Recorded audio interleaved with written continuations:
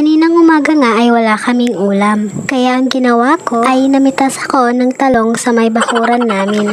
Dalawa lang pala ang nakuha ko dahil marami yung may-ari ng talong namin. Hala, hindi ko nga alam kung kami pa ang may-ari nito o sila na.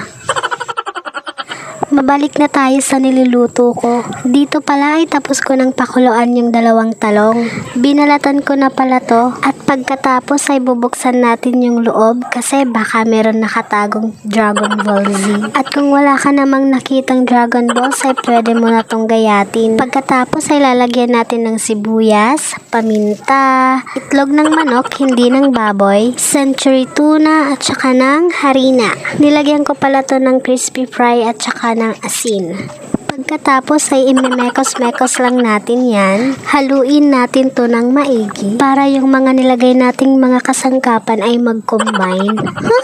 Mag-combine? Then pagkatapos ay magpapainit tayo dito ng kawali and then lalagyan natin ng oil. After 5 minutes sa paglagay ng oil ay pwede na nating ilagay yung ipiprito natin. Huwag pala natin hintayin na kumulo pa yung mantika kasi baka may tendency na masunog agad yung priniprito natin. Hala, expert yarn. Isa-isa ko na pong nilalagay yung priniprito natin. Bali, nugget size lang po yung ginawa ko dito. Pero kung gusto nyong gumawa nito, nasa sa inyo na po yun kung gaano kalaki ang gusto nyong ilagay o sukat para iprito. Gusto ko kasi ganito lang kalaki para marami yung magawa. Kunting trivia lang tayo mga beshi. Huy!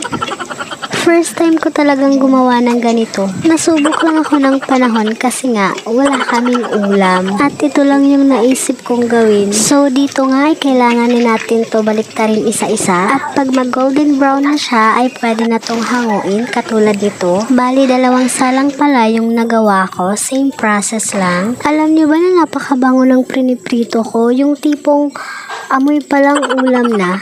Ganon. So, bali, after 300 years nga, ay nakapagprito tayo ng 15 pieces na talong with century tuna. Napakasarap nito, guys. Proven and tested.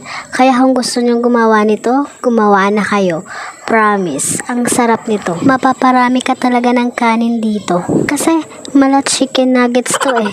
Uy, pangaon!